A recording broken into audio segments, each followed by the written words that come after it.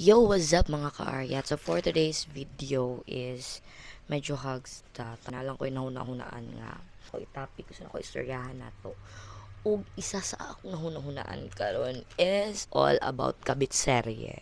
Yes na yes mga ka-Aryat. Karon medyo evident na jud kaayo ang mga pangangaliwa sa to mga partner no. So I just want to share my story before ko mo proceed jud sa akong gusto iingon sa inyo ha. So when I was in college, dito nag-start ang teleserye sa akong mamagpapa, ang kabit serye nila dito nag-start. So unang na apektuhan is kami kay syempre kay nanaylaing naibga ng akong papa. So mahitabo ni mga kaayat, medyo napasagdan mi financially, emotionally, and then labi pud sa akong mama, medyo napasagdan pud siya. So muna ang isa sa mga naging epekto sa mua sa pagpangabit sa ako ang papa. Nakailan ako ang babae through Facebook, ex siya sa ako ang uncle. Naging kabit siya sa akong uncle, tapos karon naging kabit siya sa akong papa.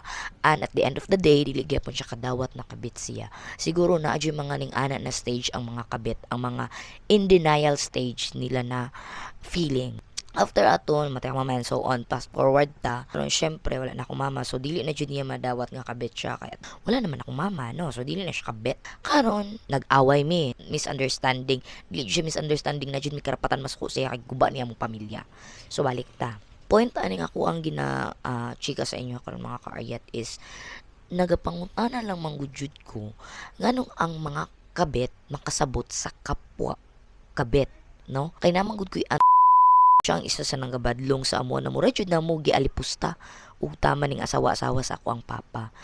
After ato mga ka-Aryat, nakauna-una lang ko na nganong karon gina-normalize na nato ning kanang feeling na maging kabit, mura ginadawat na nato sila sa atuang community.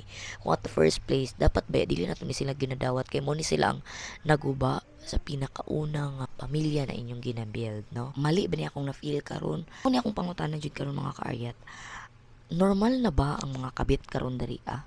Normal na ba nga nay mga kabit? O normal na ba nga nadyo'y kabit sa pamilya? Kanang dawat na ba siya sa community?